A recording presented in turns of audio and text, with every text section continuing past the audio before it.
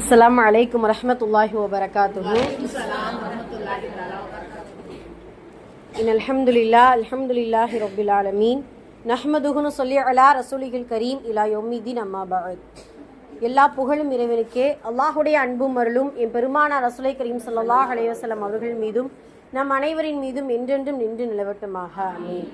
அல்லாஹுடைய கிருபையினால் அவனது அளப்பரிய நாட்டத்தினால் அல்லாஹுடைய இல்லமான இந்த மதரசாவில் நம் அனைவரையும் ஒன்று சேர்த்தது போல் அல்லாஹு தஆலா இறையச்சமுடைய மக்களுக்காக நம் அனைவருக்கும் தயார் செய்து வைத்துள்ள அந்த சொர்க்கத்தில், குறிப்பாக ஜன்னத்துல் ஃபிர்தோஸ் என்கின்ற உயர்ந்த சொர்க்கத்திலும், அதிலும் குறிப்பாக நமது நாயகம் ஸல்லல்லாஹு அலைஹி வஸல்லம் அவர்களோடும் அவர்களுடைய தோழர்களோடும் பிரவேசிக்கக்கூடிய நன்மக்களாக வல்ல ரஹ்மான் நம் அனைவரையும் ஆக்கி அருள் புரிவானாக. ஆமீன். அல்ஹம்துலில்லாஹ். சென்ற வாரம் எதை பற்றி நம்ம பார்த்தோம்?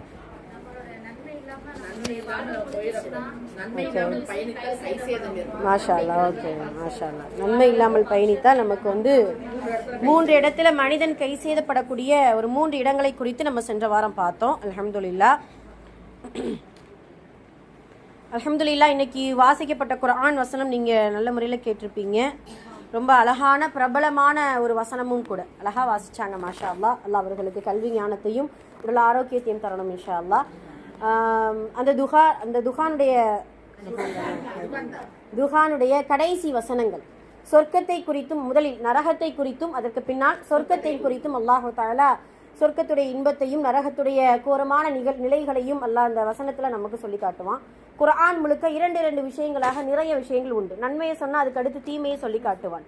அதே போல தொழுகையை சொன்னால் அதுக்கு அடுத்து ஜக்காத்தை குறித்து சொல்லி காட்டுவான். அதே போல அல்லாஹு தஆலா எங்கெல்லாம் நரகத்தை குறித்து சொல்கிறானோ அதே போல சொர்க்கத்தின் மீது ஆர்வம் கொள்ளக்கூடிய அளவிற்கு அந்த சொர்க்கத்தின் இன்பத்தை சொல்லி காட்டுவான். ஆனால் குர்ஆனில் எத்தனையோ இடங்கள் இந்த சொர்க்கத்தை குறித்து இருக்குது. ஆனால் இந்த இன்னல் முத்தகீன ஃபீ மகானின் அமீன் இந்த வார்த்தை ரொம்ப அழகான வார்த்தை. நிச்சயமாக முத்தகீன்களுக்கு தான் ஃபீ மகானின் அமீன்னா என்ன அர்த்தம் அப்படின்னா அமைதியான இல்லம் உண்டு. முத்தகீன்களுக்கு தான் அமைதியான இல்லம் அங்கே உண்டு அப்படிங்கிறது அல்லாஹு தஆலா சொல்லி காட்டுவான். சுப்ஹானல்லாஹ். இந்த அமைதியான இல்லத்தை தேடிதான் எத்தனையோ மனிதர்கள் நம்ம என்ன செஞ்சுட்டு இருக்கோம், ஓடிக்கொண்டு இருக்கிறோம். அமைதியான இல்லம் என்பதற்கான அடையாளங்கள் என்ன அப்படிங்கிறதுக்கு நம்ம தெரியும். அதாவது அதில் கவலைகளோ, அந்த இல்லத்திற்குள் நுழைந்தால் கவலைகளோ, கஷ்டங்களோ, துன்பங்களோ, துரோகம் எதுவுமே இருக்காது அந்த இல்லம். அதுதான் சொர்க்கம். சுப்ஹானல்லாஹ். ஆமாம், அந்த மாதிரி இன்னல் முத்தகீன், அது யாருக்கு? நிச்சயமாக இறையச்சம் உடையவர்களுக்கு இந்த அமைதியான இல்லம் உண்டு. அதே போல அந்த இல்லத்தில் நுழைந்தால் வெளியேறக்கூடிய வாய்ப்புகள் கிடையாது. அதுதான் அமைதியான இல்லம். இப்போ ஒரு அமைதியான இடம் கிடைக்குது அப்படின்னா எவ்வளவு நேரம் அங்கே இருக்க முடியுமோ நம்மளால இருக்கக்கூடிய அளவுக்கு நம்ம என்ன செய்வோம், வெளியே போகிறதுக்கு நம்ம விருப்பப்படவே மாட்டோம். அதே போலத்தான் அந்த நிம்மதியை அளிக்கக்கூடிய, அந்த அமைதி கொடுக்கக்கூடிய அந்த இல்லத்திற்குள் நுழையும் பொழுது அல்லாஹு தஆலா எந்த ஒரு வெளியேறுதலையும் நமக்கு கொடுக்க மாட்டான். அதே போல மரணம் இல்லாத அந்த இல்லத்திற்கு இன்ஷா அல்லாஹ் முத்தகீன்களை தயார் செய்து வைத்திருக்கிறான் அப்படின்னு சொல்லிட்டு அந்த மக்கானின் அமீன் என்பதற்கான அர்த்தங்களை நம்ம புரிஞ்சுக்கிறோம். இப்போ இறைவனிடத்தில் கேட்கும் பொழுது, யா அல்லாஹ் அமைதி அளிக்கக்கூடிய அந்த சொர்க்கத்தில் எங்களுக்கு நுழையக்கூடிய பாக்கியத்தை கொடு அப்படின்னு சொல்லிட்டு இறைவனிடத்தில் நிறைய துஆ செய்யணும். அல்ஹம்துலில்லாஹ். ரொம்ப அழகான முறையில் ஓதுனாங்க. 2வது தஹ்ஃபீல். மாஷா அல்லாஹ். ரொம்ப சிறப்பான முறையில் அவர்களுடைய ஓதுதல் இருந்தது. சூரா முல்குடைய 2வது ஐன். சூரா முல்க் எல்லோருக்குமே பாடம், சில பேர்களை தவிர எல்லோருமே இன்ஷா அல்லாஹ் பாடமாக்கி கொள்ள வேண்டும். ஏன்னா நமது கபருடைய வாழ்க்கையை ஒளிமயமாக ஆக்கக்கூடிய ஒரு சூரா என்றால் சூரா முல்க். நம்ம இறந்தவர்களுக்காக ஓதலாம். இறப்பு என்பதை அடையக்கூடிய நாமுமே இன்ஷா அல்லாஹ் அதிகமாக இரவு நேரத்தில் தூங்குவதற்கு முன்னால் இந்த சூரா முல்குடைய வசனங்களை நம்ம ஓதுனமே ஆனால் அல்லாஹ் தஆலா நம்மளுடைய கபருடைய வாழ்க்கையை விசாலப்படுத்தி கொடுப்பான். அல்ஹம்துலில்லாஹ். அதற்கு பின்னால் அழகான ஒரு பயான் நிகழ்த்தினாங்க. மாஷா அல்லாஹ். அல்லாஹ் அவர்களுக்கு எல்லோருக்குமே இப்படியான பிள்ளைகள் அனைவரும் ஒழுக்கமுள்ள தீன்தாரியான தக்வாவான பிள்ளைகளாக வளர அல்லாஹ் அருள் புரியட்டும் இன்ஷா அல்லாஹ். ஏன்னா யாருடைய உள்ளத்தில் குர்ஆனுடைய வசனமும், அதுவும் வளரும் தலைமுறைகளுடைய உள்ளத்தில் குர்ஆனுடைய வசனமும் அல்லாஹுடைய வார்த்தைகளும், அதே போல நமது நபி ஸல்லல்லாஹு அலைஹி வஸல்லம் அவர்களுடைய வரலாறாக இருந்தாலும் சரி, இஸ்லாமிய வரலாறுகளாக இருந்தாலும் சரி, அதிகமாக அவர்களுக்கு வாசிப்பதற்கும் மனனம் செய்வதற்கும் இன்ஷா அல்லாஹ் நம்ம என்ன செய்யணும், அதை ஆர்வப்படுத்தி கொண்டே இருக்கணும். ஏன்னா அந்த சுமந்த உள்ளங்கள் வழி தவறி செல்வதற்கோ பாவங்கள் செய்வதற்கோ அது என்ன செய்யாது, நாடாது அப்படிங்கிறத நம்ம இன்ஷா அல்லாஹ் புரிந்து கொள்ளணும். அதே போலத்தான் இப்படியான பிள்ளைகளுக்கு சில பேர் எப்படி இருப்பாங்க அப்படின்னா, அல்லாஹ்வால் பாதுகாக்கப்பட்டவர்களை தவிர தொழுகுவாங்க, குர்ஆன் ஓதுவாங்க, எல்லாம் செய்வாங்க. ஆனால் சில சேட்டைகள் என்ன செய்யும், இருக்கத்தான் செய்யும்.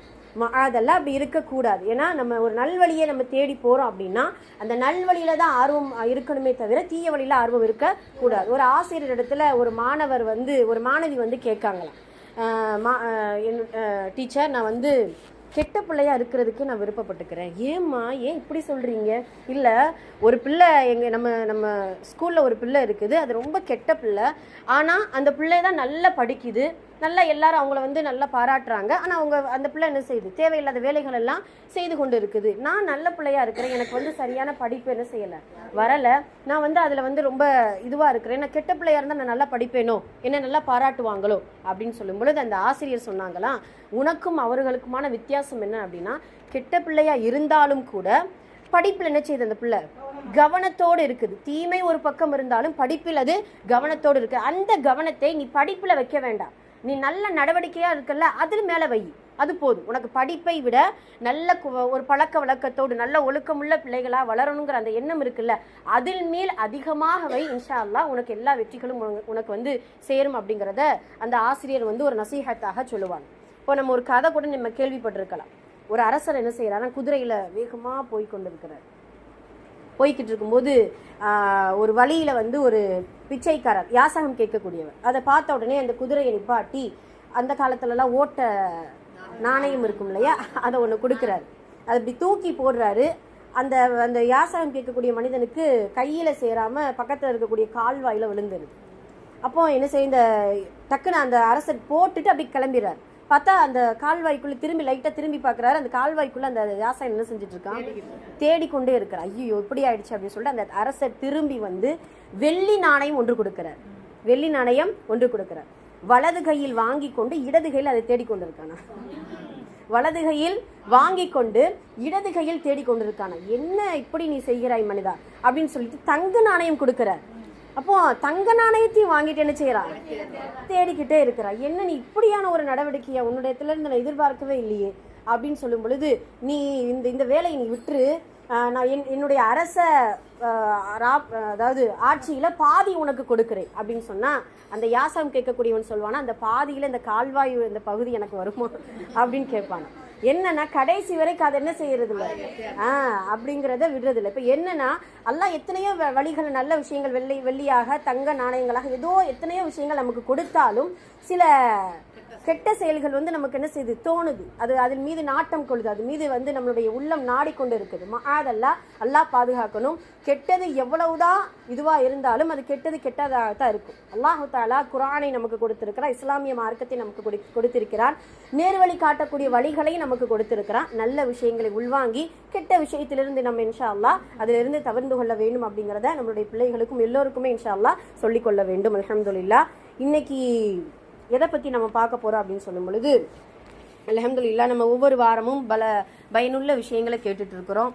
கேட்க அந்த விஷயங்களை நம்ம நிறைய புரிந்து கொள்ளணும், அதை நடைமுறைப்படுத்துவதற்கு இன்ஷா அல்லாஹ் செயல்படுத்தணும். ஏன்னா அல்லாஹு தஆலா இந்த வாய்ப்புகளை எல்லோருக்குமே தருவது கிடையாது. மீண்டும் அதைத்தான் சொல்றது, இறைவனால் நேசிக்கப்பட்ட, இறைவனால் தேர்ந்தெடுக்கப்பட்டவர்களுக்கு மட்டும்தான் இந்த வாய்ப்பு. இதை வந்து ஆணித்தனமாக உள்வாங்கி கொள்ளணும் இன்ஷா அல்லாஹ். சரிங்களா? அது உண்மையான ஒரு 100% உண்மையான ஒரு வார்த்தை. எதனால் அப்படின்னு சொன்னால், இதெல்லாம் நம்ம பேசி கொண்டு இருக்கும் பொழுது இறைவனை குறித்து, அல்லாஹுடைய தூதரை குறித்து, நம்மளுடைய வாழ்க்கையில் இப்படி தான் நடந்து கொள்ளணும், சொர்க்கம் இருக்குது, நரகம் இருக்குது, விசாரணை இருக்குது, இப்படியெல்லாம் பேசிக்கிட்டே இருந்தோம்னா இந்த துனியாவில் எதை பார்த்தாலும் இறைவனுடைய நாட்டம் நமக்கு அதிகமாக வருமா?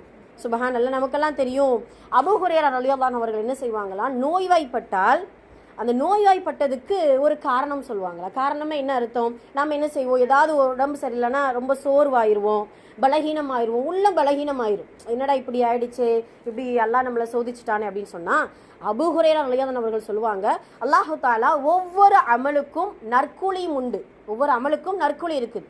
அதே போல் ஒவ்வொரு அமல்களுக்கும் முகஸ்துதி கலக்கக்கூடிய வாய்ப்புகளும் இருக்குது. இப்போ ஒரு தொழுகைனா அதில் சின்ன அதெல்லாம் எல்லாம் பாதுகாக்கணும். ஆனால் நோய் என்பது ஒரு அமல். அவங்க அபூ ஹுரைரா ரலியல்லாஹு அவர்கள் சொல்கிறாங்க, நோய் என்பது ஒரு அமல், அந்த அமலில் மட்டும்தான் நற்கூலி உண்டு, முகஸ்துதி கிடையாது. யாராவது நம்மளை பார்த்து நோயாய்ப்படச்சா, என்ன ஒரு காய்ச்சல் நமக்கு வராமல் போயிடுச்சு ஐயா அப்படின்னு நம்ம ஏதாவது முகஸ்துதி ஏதாவது பண்ணியிருக்கோமா? கிடையாது. சுபஹானல்லாஹ். அப்போ நம்ம ஒரு பொறாமைப்படாத, முகஸ்துதியை எதிர்பார்க்க முடியாத ஒரு விஷயம் என்றால் நோய்வாய்ப்படுதல். இது எதுக்காக சொல்ல வந்தோம் அப்படின்னா, இப்படி சின்ன சின்ன விஷயத்தில் கூட சஹாபாக்கள் மர்மையை குறித்தும் நன்மைகளை குறித்தும் அல்லாஹுடைய நெருக்கத்தை குறித்தும் யோசிச்சுக்கிட்டே இருப்பாங்களாம். பிரபலமான ஒரு சம்பவம், வரலாற்றில் எல்லோருமாலும் போற்றப்படக்கூடிய ஒரு சம்பவம் நமக்கு அடிக்கடி நம்ம கேள்விப்படுறோம். அலி ரலியல்லாஹு அன்ஹு அவர்கள் உடம்பு சரியில்லாமல் இருப்பாங்க. அவங்கள விசாரிக்கிறதுக்காக அபூபக்கர் அலி, உமர் அலி, உஸ்மான் அலி, ரசூல் ஸல்லல்லாஹு அலைஹி வஸல்லம் அவர்கள் எல்லாரும் என்ன செய்வாங்க, போவாங்க. சுப்ஹானல்லாஹ். அலி ரலியல்லாஹு அன்ஹு அவர்களுடைய வீட்டுக்கு போகும்போது ஒரு அழகான ஒரு தேன் உண்டு ஒரு பளபளப்பான ஒரு கிண்ணத்தில் வைத்திருப்பாங்களா. சுப்ஹானல்லாஹ். இது எதுக்கான அந்த விஷயத்தை, அந்த ஒரு தேன் என்கின்ற ஒன்றை பார்த்தா கூட என்ன செய்யுது, அவங்களுக்கு சில விஷயங்கள் ஞாபகம் வருது. சுப்ஹானல்லாஹ். அதுக்கு அபூபக்கர் ரலியல்லாஹு அன்ஹு அவர்கள் சொல்லுவாங்களா, இந்த தேனை பார்க்கும் பொழுது எனக்கு ஒன்று ஞாபகம் வருகிறது. என்ன? இஸ்லாமிய மார்க்கம் இந்த தேனை விட பிரகாசமானது. இஸ்லாமிய மார்க்கம் இந்த தேனை விட பிரகாசமானது, இந்த கிண்ணத்தை விட பிரகாசமானது. தேன் என்பது சுப்ஹானல்லாஹ், இந்த இஸ்லாமிய மார்க்கத்தில் இருக்கக்கூடிய சட்ட திட்டங்கள், அல்லாஹ் கொடுத்த கட்டளைகள், அல்லாஹ் கொடுத்த நிஅமத்துகள் இந்த தேனை விட இனிப்பானது. சுப்ஹானல்லாஹ். அதே போல இந்த தேனில் சில ஒரு முடிகள் இருக்கும் இல்லையா, ஒரு முடி விழுந்திருக்குமா, அந்த முடிக்கு ஒரு இது சொல்லுவாங்க. அபூபக்கர் ரலியல்லாஹு அன்ஹு அவர்கள் இஸ்லாமிய மார்க்கத்தில் இருக்கக்கூடிய சட்டத்திட்டங்களை மக்கள் எடுத்து நடக்கிறது இந்த முடியை விட சிக்கலானது அப்படிங்கிறத அபூபக்கர் ரலியல்லாஹு அன்ஹு அவர்கள் சொல்லுவாங்களா. சுப்ஹானல்லாஹ். இப்படி ஒவ்வொருவரும் ஒவ்வொரு கூற்றுகள் நமக்கெல்லாம் அது பிரபலமாக தெரியும். சரியா? அதுக்கு உமர் ரலியல்லாஹு அன்ஹு அவர்கள் அழகா சொல்லுவாங்க இல்லையா, சுவனம் என்பது இந்த கிண்ணத்தை விட பிரகாசமானது, சுவனத்தின் இன்பம் என்பது தேனை விட இனிப்பானது, ஆனால் சுவனத்திற்கு நுழையக்கூடிய அந்த விஷயம் இருக்கு இல்லையா, அது முடியை விட சிக்கலானது அப்படிங்கிறத சொல்லுவாங்க. உஸ்மான் அலி அவங்க குர்ஆன் அவ்வளவு இனிமையாக ஓதக்கூடியவர், குர்ஆனை தொகுத்தவர், எல்லாம் அதில் பங்கு இருக்குது.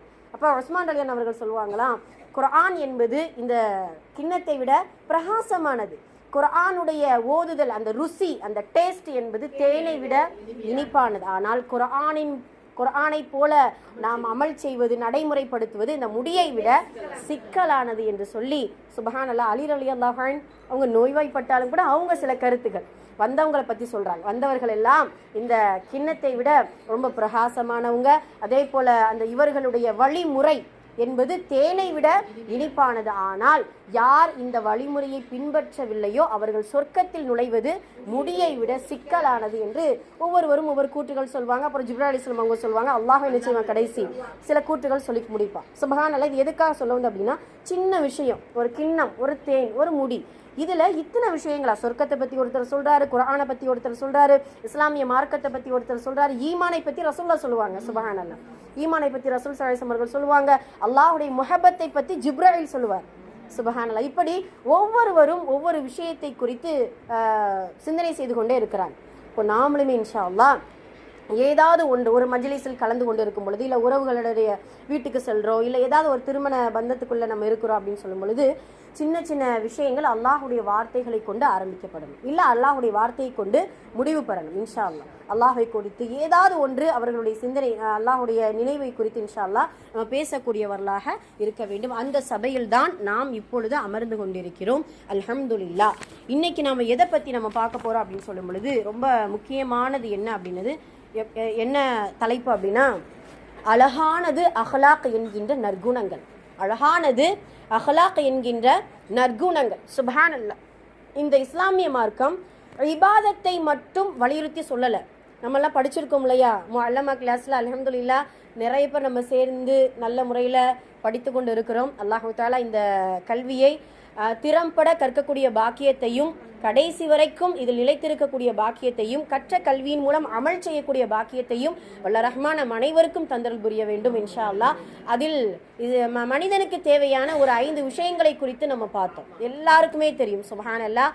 இறையியல், வணக்கவியல், வணிகவியல், வாழ்வியல், பண்பியல் என்று 5 இயல்களை குறித்து மனிதன் அதில் கவனம் செலுத்த வேண்டும் என்பதை குறித்து நம்ம பார்த்தோம். அல்ஹம்துலில்லாஹ் படித்திருக்கிறோம், அதை குறித்து நம்ம புரிந்திருக்கிறோம். ஆனால் அதை நடைமுறைப்படுத்துவதில் நிறைய பேர் அல்லாஹ்வால் பாதுகாக்கப்பட்டவர்களை தவிர அதை நடைமுறைப்படுத்துறதுல ரொம்ப பலகீனமாக இருக்கிறோம். ஒன்று நம்ம தெரிஞ்சுக்கிறனும், கல்வியின் பாதிப்பு 2 விஷயத்தில் உள்ளது. ஒன்று, மறக்கக்கூடிய கல்வி கற்று மறந்து விட்டோம் என்றால் அதை விட பாதிப்பு எதுவும் கிடையாது. அதே போல கற்ற கல்வியின் மூலம் அமல் செய்யவில்லை என்றால் அவனை போல நஷ்டவாளி யாரும் கிடையாது. அப்போ மறக்கவும் கூடாது. அந்த கல்வியின் போல அமல் செய்யக்கூடியவர்களாகவும் இன்ஷா அல்லாஹ் இருக்க வேண்டும் அப்படிங்கிறத முதல்ல நம்ம புரிஞ்சுக்கிறோம். அதில் இறையியல் சுபஹானல்லாஹ், நம்ம இறையியல் வணக்கவியல்ல இப்போ ஒரு மனிதர் ரொம்ப தொழுகையாளியா இல்லைன்னு நினச்சிக்கோங்களேன், ஒரு 3 நாள் ஜமாத்துக்கு கூட்டுட்டு போய் ஏதாவது ஒரு தர்பியத் கொடுத்தோம்னா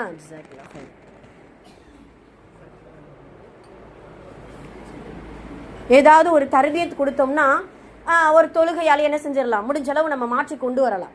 ஒரு குணத்தில் வேறுபட்டவர்களாக நற்குணங்கள் இல்லாத ஒரு மனிதரை எப்படி திருத்துவது? அப்போ என்னன்னா, அவனை திருத்தி கொண்டால் மட்டும்தான். அந்த நற்குணத்தை யாருமே என்ன செய்ய முடியாது, திருத்தவே முடியாது. சுபஹானல்லாஹ். ஒரு மனிதனுக்கு பொய் சொல்லக்கூடிய பழக்கம் இருக்கு, ஒரு மனிதனுக்கு சில நேரத்தில் மற்றவர்களை குறித்து கெட்ட எண்ணங்கள் நினைக்கக்கூடிய பழக்கம் உண்டு, ஒரு மனிதனுக்கு கோபம் என்கின்ற ஒரு ஷைத்தானுடைய குணம் இருக்கிறது என்றால் அதை அவனால் சரி செய்து கொண்டால் மட்டும்தான் சரி செய்ய முடியும். இப்போ நீங்க இபாதத்துன்னு நம்ம சொல்றோம் இல்லையா, எந்த அளவுக்கு இபாதத் எதை நமக்கு நோக்கமாக வச்சிருக்கான்னு தெரியுமா அல்லாஹ்? இப்போ தொழுகை இருக்குது, தொழுகை எடுத்துக்கிட்டோம்னா இன்ன சொலாத்த தன்ஹா அனில் ஃபஹ்ஷாஇ வல் முன்கர். அல்லாஹ் குர்ஆன்ல சொல்றா, நிச்சயமாக தொழுகை என்பது மானக்கேடான செயலை விட்டும் அருவருப்பான முன்கர் என்றால் சில மார்க்க அறிஞர்கள் சொல்றாங்க, சில கெட்ட குணங்களை விட்டும் தொழுகை நம்மை பாதுகாக்கும். நாம தொழுது 5 நேரம் தொழுகிறோம், ஆனால் கோபப்படுறோம். தொழுகிறோம் 5 நேரம் தொழுகிறோம், மற்றவங்களை ரொம்ப நோவினைப்படுத்துகிறோம். தொழுகிறோம் 5 நேரமும் தொழுகிறோம், பொய் சொல்கிறோம், இல்லை மற்றவர்களுடைய பொருள்களை அபகரிக்கிறோம், இப்படி எல்லா விஷயங்களும் செய்கிறோம் என்றால் அந்த தொழுகை உயிரோட்டமான தொழுகை கிடையாது. தொழுகையாளியாக இருந்து என்ன செய்ய? இறையியல் வணக்கவியலில் கவனமாக இருந்து என்ன செய்ய? இறையியல் வணக்கவியலில் கூட சில நேரம் நாம் பலகீனமாகவோ விட்டு ஏதாவது ஒரு நன்மைகள் கொஞ்சம் குறைபாடு வைத்திருந்தால் கூட அல்லாஹ் அவனுடைய கருணையை கொண்டு மன்னித்து விடுவான். ஆனால் பண்பியல்ல குறை வச்சிட்டோம்னா, அதே போல வாழ்வியல்ல குறை வச்சிட்டோம்னா சுபஹானல்லாஹ். அப்போ இந்த விஷயத்தில் நாம் குறை வைத்து விட்டால் அல்லாஹ் மன்னிப்பதே கிடையாது. இப்போ தொழுகை இப்போ நமக்கு உணர்த்தக்கூடிய பாடம் என்ன? நற்குணத்தை நீ எடுத்துக்கோ. தொழுகையின் மூலம் அல்லாஹ் உனக்கு மானக்கேடான செயலை விட்டு உனக்கு பாதுகாப்பு கொடுப்பான். முன்கர் கெட்ட குணங்கள்ல இருந்து உனக்கு பாதுகாப்பு கொடுக்கும் அந்த தொழுகை. நோன்பு சுபஹானல்லாஹ், ரசூல் ஸல்லல்லாஹு அலைஹி வஸல்லம் சொல்லுவாங்க இல்லையா, நீங்கள் நோன்பு நோற்ற நிலையில் மற்றவர்களிடத்தில் சண்டை போடாதீங்க, பொய் பேசாதீங்க, திட்டாதீங்க, ஏசாதீங்க. யாராவது உன்னிடத்துல சண்டையிட்டு வந்தா அனஸ்வாயினா நோம்பாளின்னு சொல்லுங்க.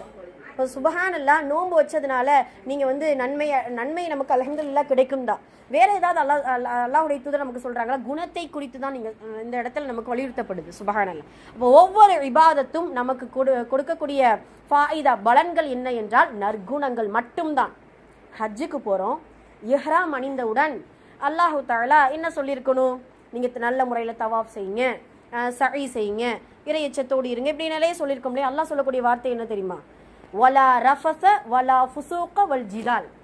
நீங்கள் அங்கே போயிட்டு வலா ரஃபஸ, நீங்கள் ஆபாசமான செயல்களில் ஈடுபடாதீங்க.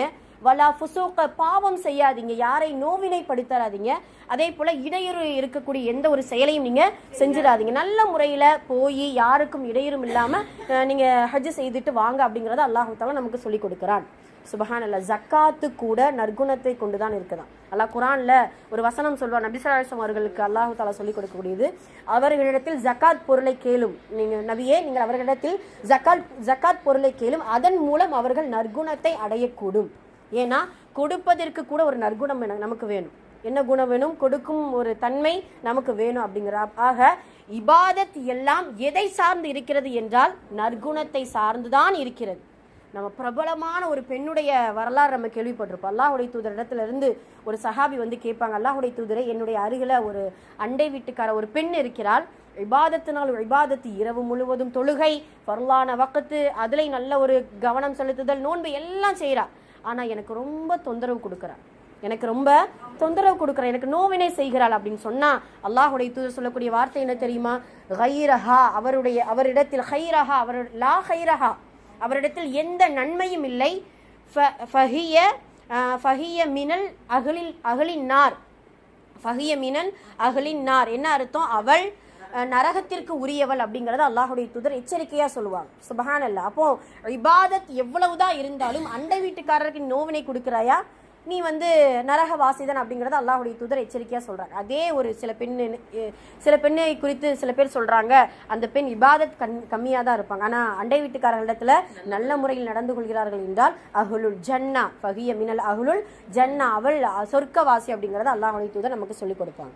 ஆக இபாதத் இறைவணக்கம் வணக்கவியல் என்பதில் கவனம் செலுத்துவது ஒரு பக்கம் இருந்தாலும் அதைவிட அதிகமாக நற்குணத்தில் நாம் இன்ஷா அல்லாஹ் கவனம் செலுத்தக்கூடியவர்களாக இருக்க வேண்டும். சுபஹானல்லாஹ். அதுலயும் நற்குணத்திலேயே ஆகச்சிறந்த நற்குணம் என்ன தெரியுமா? ஆகச்சிறந்த நற்குணம் என்ன? நிறைய இருக்குதுன்னு எதுதான் நம்ம சொல்ல, நிறைய இருக்குது. சிம்பிளா ஒன்னே ஒண்ணு என்ன அப்படின்னா தபஸ்ஸும், புன்முறுகள் போக்குவது போதும், எல்லாம் போயிடும். கோபம் வஞ்சகம் எல்லாம் இது என்ன செஞ்சிடும், ஒரு சிரிப்பு போதும். தபஸ்ஸும், நிறைய பேர் நம்ம பேர் வச்சிருப்போம் நம்மளுடைய பெண் பிள்ளைகளுக்கெல்லாம், அழகான வார்த்தை என்னன்னா சிரிப்பழகின்னு அர்த்தம். அதுக்கு பேரு தபசும் என்றால் என்ன அப்படின்னா சிரிப்பழகி. நல்ல ஒரு முஹப்பத்தோடு ஒரு புன் சிரிப்பு சிரிப்பதே ஆகச்சிறந்த நற்குணம். சுபஹானல்லாஹ். அந்த நற்குணம், அந்த புன் சிரிப்பு இருந்தாலே போதும், எல்லா விதமான நோய்களும் எல்லா விதமான பகைமைகளும் சென்றுவிடும் அப்படிங்கிறத ரசூல் ஸல்லல்லாஹு அலைஹி வஸல்லம் அவர்கள் நமக்கு சொல்லிக் கொடுப்பாங்க. 3 இடத்துல நற்குணத்தை நாம என்ன செய்யணும், கண்டிப்பாக அமல்படுத்தக்கூடியவர்களாக இருக்கணும். எப்படி நீ மற்றவங்க அதாவது 4 பேருக்கு முன்னாடி நல்ல பிள்ளையா இருந்தாலும் சரி, 4 பேருக்கு வந்து நம்ம ஏதாவது இது பண்ணிடுவாங்க அப்படின்ட்டு எது நல்ல ஒரு நற்குணத்தை வெளிப்படுத்தினாலும் சரி, வெளிப்படுத்தலாட்டியும் சரி, ஆனால் 3 இடத்துல கண்டிப்பாக நீ நற்குணத்தை வெளிப்படுத்தியே ஆக வேண்டும் அப்படிங்கிறத அல்லாஹ்வுடைய தூதர் நமக்கு சொல்லிக் கொடுக்குறாங்க. முதல் இது என்னன்னா குடும்பத்துக்குள்ள நம்ம என்ன செய்வோம்னா, குடும்பத்துக்குள்ள கடுகடு சிடு என்ன செஞ்சுட்டு இருப்போம், விழுந்துட்டு இருப்போம். ஆனால் வெளியில வந்துட்டோம்னா பயங்கரமா இருக்கும், அப்படியே தபசுமாவ தான் நம்ம மூஞ்சி எல்லாம் இருக்கும். ஆமா. ஆனா குடும்பத்திற்குள்ளும் நம்மளுடைய கணவன் மனைவிடத்திலும் சரி, நம்மளுடைய பிள்ளைகளிடத்திலும் சரி, நம்மளுடைய பெற்றோர்களிடத்திலும் சரி, வரக்கூடிய உறவுகளிடத்திலும் சரி, விருந்தாளிகளிடத்திலும் சரி, குடும்பத்திற்குள் நல்ல ஒரு நற்குணத்தை நாம் முதலில் நிலைநிறுத்த வேண்டும். நான் கோபப்படுவேன், ஆனா என் புள்ள வந்து நல்லபடியா இருக்கணும், இது பண்ணணும் அப்படின்ட்டு நம்ம இது பண்ணோம்னா ஒன்றும் செய்ய முடியாது. அதல்ல. அப்போ அல்லாஹ் பாதுகாப்பு. குடும்பத்தில் முதல்ல நற்குணத்தை அமல்படுத்துவதற்கு ஆக சிறந்த இடம் குடும்பம் தான். இரண்டாவது இடம் என்ன அப்படின்னு சொன்னா ரசூல் ஸல்லல்லாஹு அலைஹி வஸல்லம் நமக்கு அழகா சொல்லி கொடுக்குறாங்க. கோபம் வரும்போது நற்குணத்தை நம்ம என்ன செய்யணுமா, கடைபிடிக்க வேண்டும், அமல் செய்ய வேண்டும். இப்போ நம்ம சும்மா இருக்கும்போது நம்ம நற்குணத்தை நம்ம வந்து மற்றவர்களுக்கு நம்மளுடைய குணத்தை குறித்து தெரிவிக்கிறதை விட, கோபம் வருது ஏதாவது அவங்க நம்ம இது பண்றாங்க அப்படின்னு சொன்னா அந்த இடத்துல சில பேர், நிறைய பேர் இருக்கிறோம். இப்போ நம்ம மஜ்லிஸ்லயே பாத்தீங்கன்னா அப்படியே ஷார்ட் டெம்பர், ஒன்னும் சொல்லிட முடியாது, பயங்கரமா என்ன செஞ்சிடும், நமக்கு கோபம் வந்துடும். ஆமா, அதெல்லாம் நல்லா பாதுகாக்கணும். அந்த நேரத்துல கண்டிப்பாக சகிப்புத்தன்மை, ஆமா டென்ஷன் பார்த்தீங்க என்ன, சகிப்புத்தன்மை நமக்கு கண்டிப்பாக வேண்டும் இன்ஷா அல்லாஹ். சரிங்களா? ஏன்னா அந்த நேரத்துல யாரையாவது நம்ம ஹர்ட் பண்ணிட்டோம் அப்படின்னா என்னென்ன நம்மளுடைய உள்ளத்துல தோணும் தெரியுமா? நம்ம ஏதாவது பேசிட்டு நம்ம போயிடுவோம். ஆனால் எடுத்துக்கொண்டவர்களுடைய உள்ளம் பாதிக்கப்பட்டிருக்கும். அதன் மூலம் வேற ஏதாவது நமக்கு வந்து ஒரு பாதிப்பு ஏற்பட்டுச்சு, இல்லை வராமல் போயிட்டாங்கன்னா அதனுடைய பாவம் நமக்கு என்ன செஞ்சிடும், வந்துடும். அதனால இன்ஷா அல்லாஹ் நம்ம ஆரம்பத்திலேயே, நம்ம மதரசாவுடைய ஆரம்பத்திலே அதைத்தான் நம்ம சொன்னோம், சகிப்புத்தன்மையோடும் பொறுமையோடும் இன்ஷா அல்லாஹ் நம்மளுடைய கல்வி பயணம் இருக்கணும் அப்படிங்கிறத நம்ம எடுத்துக்கொள்ள வேண்டும். அல்ஹம்துலில்லாஹ். ஓகே, ஹைர். சரி, ரைட்.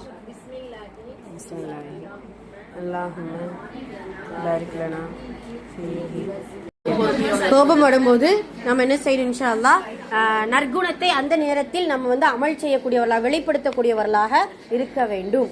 நமக்கெல்லாம் தெரியும், ரொம்ப பிரபலமானது நம்மளுடைய அன்னையர்களுடைய வரலாறு. ஆயிஷா ரலியல்லாஹு அன்ஹா, சஃபியா ரலியல்லாஹு அன்ஹா. ஆயிஷா அம்மாவுடைய வீட்டில் ரசூலுல்லாஹ் இருக்கும்போது சஃபியா அம்மா உணவு கொடுத்து விடுவாங்க. என்ன இப்போலாம் ரசூலுல்லாஹ் எவ்வளோ கோபம் வரும், சுபஹானல்லாஹ். இன்னமும் சொல்லுவோம், நம்ம ரசூல் ஸல்லல்லாஹு அலைஹி வஸல்லம் அவர்கள் நிறைய இடத்துல கோபத்தை வெளிப்படுத்தக்கூடிய அந்த இடத்தில் கூட அவ்வளவு நற்குணத்தோடு நடந்து கொண்டாங்க ரசூலுல்லாஹ். என்ன, பாத்திரம் விழுகுது, பாத்திரமும் உடஞ்சு போயிருச்சு, உணவும் என்ன செஞ்சிருச்சு, கொட்டி போயிடுச்சு. அந்த இடத்துல ஒரு மனிதர் நாம இருந்தா, நம்மளுடைய துணை யாராவது இருந்தா இன்னும் நடந்திருக்கும். இப்போ ரசூலுல்லாஹ் சொல்லுவாங்க ஒரே வார்த்தை தான், உன்னுடைய அன்னையருக்கு வந்த கோபத்தை பார்த்தீங்களா, உன்னுடைய தாய்க்கு வந்த கோபத்தை பார்த்தீர்களா அப்படின்னு சொல்லிட்டு அந்த இடத்துல சூசகமாக நல்ல முறையில் நடந்து கொள்வார்கள் ரசூல் ஸல்லல்லாஹு அலைஹி வஸல்லம் அவர்கள். அல்ஹம்துலில்லாஹ். அதாவது அவங்க என்ன சொல்றாங்க, மஸ்ஜித் நபவியில ஒருத்தர் வந்து சிறுநீர் கழிச்சு விட்டு போயிடுவார். என்ன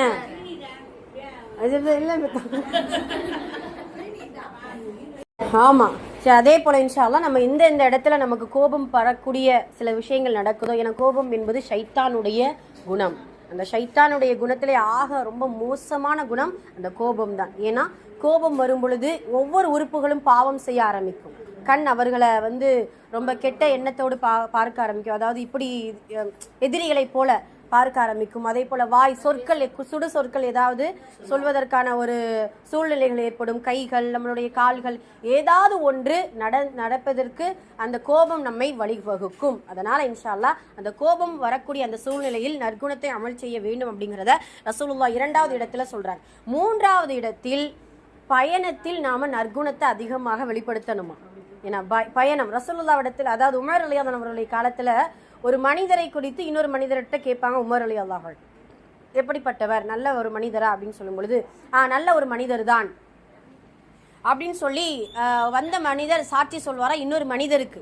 அப்போ உமர் ரலியல்லாஹு அவர்கள் கேள்வி கேட்பாங்களா, அப்படியா நல்ல மனிதர்னு சொல்றீங்களே, பயணத்தில் அவரோடு இருந்தீங்களா? இல்லை, நான் பயணத்தில் அவரோடு இருக்கல. அப்படியா, சரி, அவருடைய உறவுக்கார ஒரு மனிதரா நீங்க இருக்கிறீங்களா? இல்லை, உறவுக்கார மனிதராகவும் இல்லை. 3வது கேட்பாங்களா, கொடுக்கல் வாங்கலுடைய விஷயத்துல நீங்க அவரிடத்துல கூட்டா இருக்கிறீங்களா? இல்லை. எதை வைத்து நீங்க நல்லவங்க அப்படிங்கிறத சொல்றீங்க? இல்லை, மஸ்ஜிதோடு அவர் அதிகமா தொடர்பு வச்சிருப்பாரு, இபாதத் அதிகமா செய்வார் அப்படின்னு சொல்லிட்டு உமர் ரலியல்லாஹு அவர்களிடத்தில் அந்த மனிதர் பதில் சொல்ல, இந்த கூற்றை நான் ஏற்றுக்கொள்ளவே மாட்டேன். ஒன்று, நீங்க பயணத்துல இருக்கணும். பயணத்துல இருந்தாதான் நல்ல குணமா, நல்ல மனிதரா, கெட்ட மனிதரான்னு அந்த நேரத்துல தெரியும். இல்லை அப்படின்னா கொடுக்கல் வாங்கல்ல கண்டிப்பா தெரிஞ்சு போயிடும். 3வது என்ன சொன்னோம், கவனிக்கிறீங்களா இல்லையா? 3வது என்ன சொன்னோம், உறவாக இருந்தால் தெரிஞ்சிரும்னு சொன்னோமா? கவனிக்கிறீங்களா இல்லையா? ஓகே ஓகே, ஹைர், அல்ஹம்துலில்லாஹ். அப்போ இந்த 3 இடத்தில் மட்டும்தான் ஒரு மனிதன் நற்குணத்தை நல்ல மனிதனா, நற்குணமுள்ள மனிதனா அப்படிங்கிறது தெரிய வரும் அப்படிங்கிறத உமர் ரலியல்லாஹு அவர்கள் சொல்லுவாங்க. இப்போ ரசூலுல்லாஹ் சொன்னது என்ன அப்படின்னா, பயணத்தில் நம்மளுடைய நற்குணத்தை நம்ம அமல் செய்யக்கூடியவர்களாக இருக்க வேண்டும் அப்படிங்கிறத இந்த 3 இடத்தில் உங்களுடைய நற்குணத்தை வெளிப்படுத்திக் கொள்ளுங்கள் அப்படிங்கிறத ரசூல் ஸல்லல்லாஹு அலைஹி வஸல்லம் அவர்கள் சொல்றாங்க. நமக்கெல்லாம் தெரியும் அபூபக்கர் ரலியல்லாஹு அன்ஹு எவ்வளவு சிறந்த ஒரு சஹாபி. அதுலேயும் அஷ்ரத்துல் அதாவது ஹைரல் அம்பியா பஅதல் அம்பியாயி ஹைரல் பஷர், அதாவது நபிமார்களுக்கு பின்னால் சிறந்த ஒரு மனிதர் என்றால் அபூபக்கர் ரலியல்லாஹு அன்ஹு. எதனால? இபாதத்தின் காரணமாகவா? கிடையாது. அவர்களுடைய நற்குணத்தில், அதில் நற்குணத்திலே ஆகச்சிறந்த நற்குணம் அபூபக்கர் ரலியல்லாஹு அவர்களிடத்துல இருந்தது என்ன அப்படின்னா, மனிதர்கள் மீது இரக்கப்படக்கூடிய ஒரு குணம். அது ஒரு அழகான ஒரு நற்குணம் தான். ரசூலுல்லாஹ் சொல்லுவாங்க, என்னுடைய உம்மத்திலேயே மனிதர்கள் மீது இறக்கப்படக்கூடிய ஒரு குணம் கொண்ட ஒரு மனிதர் என்றால் அபூபக்கர் தான் அப்படிங்கிறத சொல்லுவாங்க. சுப்ஹானல்லாஹ். அந்த அளவிற்கு அபூபக்கர் ரலியல்லாஹு அவர்கள் நற்குணத்திற்கு பேர் போன ஒரு மனிதராக இருக்கிறாங்க. நமக்கெல்லாம் தெரியும் அன்சாரிகளுடைய சிறப்புகள். ரசூலுல்லாஹ் சொல்லுவாங்களா, அழகான வார்த்தை, எல்லா மக்களும் ஒரு பாதையில் போனால் அன்சாரிகளுடைய பாதையில தான் நான் போவேன், அவங்க பின்னாடி தான் நானே செய்வேன் போவேன். நான் முஹாஜிராக இல்லாமல் இருந்திருந்தால் நான் அன்சாரியாக இருந்து வஃபாத் ஆவதற்கு எனக்கு விருப்பமாக இருந்திருக்குமே அப்படின்னு சொல்லிட்டு ரசூல் ஸல்லல்லாஹு அலைஹி வஸல்லம் அவர்கள் அன்சாரிகளை குறித்து சொல்லுவாங்க. எதனால? ஏன் அப்படின்னா, அன்சாரிகள் சுப்ஹானல்லாஹ் நற்குணத்தில் ஆக சிறந்தவர்கள் அன்சாரிகள். ஏன்னா அன்சாரி அப்படின்னா என்ன அர்த்தம்? உதவி செய்பவர்கள். நசர அப்படிங்கிற வார்த்தையிலிருந்து வருவதுதான் உதவி. அன்சாரிகள்னா உதவி செய்பவர்கள். அவங்க என்ன செய்வாங்க, விட்டு கொடுக்கும் மனப்பான்மை உடைய ஒரு நற்குணத்தை கொண்டவர்களாகவும், அதே போல மக்கள் மீது இரக்கம் படக்கூடிய ஒரு நற்குணத்தை கொண்டவர்களாகவும், அதே போல் சுப்ஹானல்லாஹ் சகிப்புத்தன்மை கொண்டவர்களாகவும் அன்சாரிகள் இருந்திருக்கிறாங்க. அதுல விட ரொம்ப ஆகச்சிறந்த அவர்களுடைய அகலாக்க என்ன அப்படின்னா, தனக்கு தேவைப்பட்டாலும் கூட தன்னுடைய சகோதரர்களுக்கு கொடுத்து உதவுவாங்களாம். என்னுடைய தேவை கூட இருக்கட்டும், உங்களுக்கு நீங்க என்ன செஞ்சுக்கோங்க, நீங்க உங்களுடைய உதவிக்காக உபயோகப்படுத்திக்கோங்க அப்படின்னு சொல்லி தன்னுடைய பொருளாதாரத்தை கொடுத்து உதவக்கூடிய அளவிற்கு அந்த அன்சாரிகள் பேர் போனவர்களாக நற்குணத்திற்கு சிறந்த ஒரு முன் உதாரணமாக இருந்திருக்கிறார்கள் அப்படிங்கிறத நம்ம பார்க்கிறோம். சுப்ஹானல்லாஹ். இப்படி ஒவ்வொரு சஹாபாக்களும் அல்லாஹு தஆலா ஒவ்வொரு சிறப்புகளை கொடுத்திருக்கிறார். ரசூல் ஸல்லல்லாஹு அலைஹி வஸல்லம் அவர்கள் அறிமுகப்படுத்தும் போதே குர்ஆன் அல்லாஹு தஆலா எப்படி அறிமுகப்படுத்துறான், கால் வீங்கி ரசூலுல்லாஹ் தொழுதாலும் கூட, மக்கள் மீது அதிகமான முஹப்பத் வைத்திருந்தாலும் கூட, ஆனால் அல்லாஹுடைய தூதரை அறிமுகப்படுத்தும் போது இன்னக அலா குலுகின் அதீம், நிச்சயமாக அவர் மகத்தான நற்குணத்தின் மீது உள்ள ஒரு நபியாவார் அப்படிங்கிறத அல்லாஹு தஆலா தன்னுடைய தூதரை அறிமுகப்படுத்தக்கூடியவர்களாக இருக்கிறான். சுப்ஹானல்லாஹ். இப்படி ஒவ்வொரு இப்ராஹிம் அலைஹிஸ்ஸலாம் அவர்களும் கூட நபியும் கரீம் இப்ராஹிம் அலைஹிஸ்ஸலாம் சங்கை மிகு ஒரு நபியாக இருக்கிறார் அப்படிங்கிறது அல்லாஹு தஆலா ஒவ்வொரு மூசா அலைஹிஸ்ஸலாமும் சரி, அதே போல நம்ம இஸ்மாயில் அலைஹிஸ்ஸலாம் சித்திகுல், அதாவது நம்ம இத்ரீஸ் அலைஹிஸ்ஸலாம் சித்தியக்குன் நபி, அதாவது உண்மையான ஒரு நபியாக இருந்தார், உண்மையாளர் அப்படிங்கிறதையும் அல்லாஹு தாலா அறிமுகப்படுத்துவான். சுப்ஹானல்லாஹ். இப்போ எல்லாமே நமக்கு தெரியக்கூடியது என்ன அப்படின்னா, இபாதத்தை விட நற்குணம் என்பது நம்மளுடைய உள்ளத்தில் இருக்க வேண்டும் அப்படிங்கிறத நம்ம இது பண்ணிக்கிறோம். அதில் மறுமையில் அந்த மீசான் தராசை கணக்க செய்யக்கூடிய அமல்கள்லேயே அஹ்லாக்கோடு இந்த உலகத்தில் வாழ்ந்தோமேயானால் அந்த அஹ்லாக்கை போதுமானது. நம்மளுடைய அமலை விட, புரியுதுங்களா, நம்மளுடைய அமலை விட அஹ்லாக் நம்மளுடைய மீசான் தராசையுடைய நன்மைகளை கணக்க செய்யும் இன்ஷா அல்லாஹ். சரி, என்னென்ன அகலாக்குகளை நாம் எடுத்துக்கொள்ளலாம்? முதல்ல நம்ம சொன்னோம் இல்லையா, புன்முறுகள், அதாவது ஒரு முகமலர்ச்சியோடு இருப்பது ஆகச்சிறந்த நற்குணம். இரண்டாவது சுப்ஹானல்லாஹ், மன்னித்தல் என்கின்ற ஒரு நற்குணம். மன்னித்தல் என்பது சாதாரணமான விஷயம் கிடையாது. அபூபக்கர் ரலியல்லாஹு அவர்களுடைய வாழ்க்கையில நடந்த சம்பவங்கள் நமக்கு தெரியும் இல்லையா. அவர்களுடைய மகள் ஆயிஷாமா மேல அவதூறு சொல்லியிருந்தும் கூட அந்த மனிதருக்கு, சொன்ன மனிதருக்கு உதவி செய்ய மாட்டேன் என்று என்ன செய்யறாங்க, அபூபக்கர் ரலியல்லாஹு சொல்றாங்க. அல்லாஹ் தஆலா என்ன கட்டளை இடுறான், அபூபக்கரே நீங்க அவரை நான் உங்களை மன்னிப்பதை உங்களுக்கு விருப்பமா இருக்குதா, அதே போல அவங்களை நீ என்ன செஞ்சுக்கோங்க, மன்னிச்சு பழகுங்க அப்படிங்கறத அல்லாஹ் தஆலா சொல்லி காட்டணும். அப்ப மன்னித்தல் என்கின்ற அஹ்லாக் ஒரு குணம் நமக்கு தேவை. அதுலயும் இப்போ நாம அஹ்லாக்கோடு நற்குணத்தோடு இருக்கோமா அப்படிங்கறத நம்ம எப்படி பரிசோதனை செய்வோம் தெரியுமா? எப்படி பரிசோதனை செய்யணுங்கிறது தெரியுமா? சுப்ஹானல்லாஹ். என்ன அப்படின்னா, இப்போ இறைவன் நம்மிடத்துல எப்படி நடந்து கொண்டால் நம்ம விருப்பப்படுவோம்? இறைவனுடைய கோபத்திற்கு ஆளாகாம இருக்கணும். நம்ம மேல அல்லாஹ் கோபப்படக்கூடாதுன்னு விருப்பப்படுவோம். நம்மளை மன்னிக்கணும்னு விருப்பப்படுவோம். நம்ம மேல முஹப்பத் வைக்கணும்னு விருப்பப்படுவோம். நமக்கு உதவி செய்யணும்னு விருப்பப்படுவோம். நம்ம மேல கருணை காட்டணும்னு விருப்பம். இது மற்ற மனிதர்களிடத்தில் நாம் விருப்பப்படுகிறோமா? அதுதான் மற்ற மனிதர்களிடத்துல நம்ம அமல்படுத்தணும் அப்படின்னா நாம் அஹ்லாக்கோடு இருக்கிறோம் என்பதற்கான அடையாளம். மற்ற மனிதரை நான் மன்னிக்கிற தயாராக இருக்கிறேன், நீ அஹ்லாக், நல்ல குணமுள்ள ஒரு மனிதன். இல்லை, மற்ற மனிதருக்கு நான் உதவி செய்கிறதுக்கு நான் முன் உதாரணமாக இருக்கிறேன், நீ நல்ல ஒரு மனிதன். மற்ற மனிதன் மீது கோபப்படாமல் நான் இருக்கிறேன் என்றால் நீ ஒரு அழகான ஒரு நற்குணம் நிறைந்த ஒரு மனிதன். இப்படி இறைவன் நம்மிடத்துல எப்படி நடந்து கொள்ள வேண்டும் என்பதை ஒரு மனிதன் விரும்புகிறானோ அதே போல் சக மனிதனிடத்தில் நடந்து கொள்ள வேண்டும் என்பதை உணர்ந்து கொண்டால் அதுதான் ஆகச்சிறந்த அஹ்லாக் அப்படிங்கிறத நம்ம தெரிஞ்சுக்கிறோம். அதே போல மன்னித்தலை குறித்து நம்ம பேசணும். மூன்றாவது சுப்ஹானல்லாஹ், முஹப்பத், நேசித்தல். ஒருவருக்கொருவர், நம்ம ரசூலுல்லாஹ் அல்லாஹ் சொல்வாங்க இல்லையா, அல் முஸ்லிமு அஹுல் முஸ்லிம், ஒரு முஸ்லீம் இன்னொரு முஸ்லீமுக்கு சகோதரன் ஆவான். நமக்கு என்ன விருப்பப்படுறோமோ அதே போல் நம்முடைய சகோதரர்களுக்கும் அதை விருப்பப்படணும் அப்படிங்கிறது இஸ்லாமிய மார்க்கத்துடைய ஒரு அழகான ஒரு நடைமுறையாக இருக்குது. அப்போ அந்த நேசித்தல் என்கின்ற தன்மை எல்லாருடைய உள்ளத்திலையும் இருக்கணும்.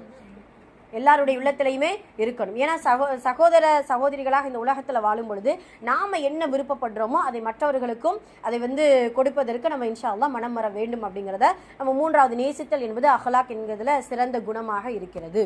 அதே போல அல்லாஹு தஆலா இன்னும் குர்ஆன்ல ரொம்ப அழகான முறையில் சொல்லுவான், ஒரு மனிதனுடைய குறைகளை மறைத்தல் கூட நல்ல ஒரு அஹ்லாக். மனிதனுடைய குறைகளை இன்ஷா அல்லாஹ் மறைப்பதற்கு நம்ம கற்றுக்கொள்ள வேண்டும்.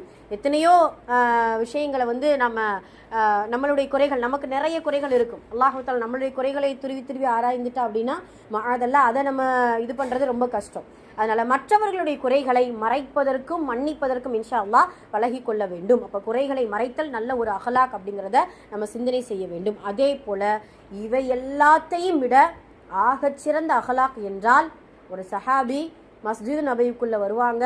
சஹாபாக்களிடத்தில் அந்த சஹாபியை குறித்து ரசூலுல்லாஹ் சொல்லுவாங்க, சொர்க்கவாசியை பார்க்க வேண்டுமா, இவரை நீ பார்த்துக்கொள்.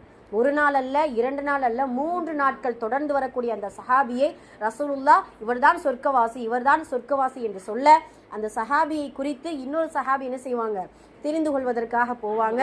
சுப்ஹானல்லாஹ், என்னென்ன இபாதத்துகள் செய்கிறாங்க, ஏதாவது புதுவிதமான இபாதத்து நடக்குதா அவருடைய வாழ்க்கையில் அப்படின்னு பார்த்தா, எப்பொழுதும் போல இரவு நேரம் தொழுகுவார், அப்புறம் ஃபர்லான தொழுகைக்கு இருப்பார், சதகா சேவை எல்லாம் எப்பயும் போல நடக்குது. இப்போ அந்த சஹாபி இடத்துல இந்த மனிதர் கேட்பார், என்ன நீங்க அமல் செய்றீங்க, அல்லாஹ்வுடைய தூதர் 3 நாள் உங்களை சொர்க்கவாசி என்று சொல்லக்கூடிய அளவிற்கு உங்களுடைய அமலில் எதுவும் கூடுதலான எதுவும் என்னுடைய இதுக்கு தெரியலையே அப்படின்னு சொல்லும் பொழுது அந்த மனிதர் சொல்லக்கூடிய வார்த்தை தான், யாரை குறித்தும் நான் கெட்ட எண்ணம் கொள்ள மாட்டேன், பொறாமைப்பட மாட்டேன், அவதூறு சொல்ல மாட்டேன், அதிகமாக யாரை குறித்து என்னுடைய உள்ளத்துல எந்த ஒரு இதுவுமே என்ன செய்யாது, இருக்காது அப்படிங்கிறத சொல்லுவாங்களா. சுப்ஹானல்லாஹ்.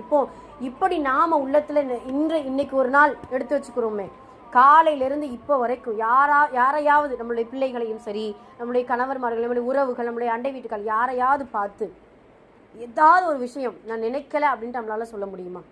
அதில் அல்லாஹ்வால் பாதுகாக்கப்பட்டவர்களை தவிர.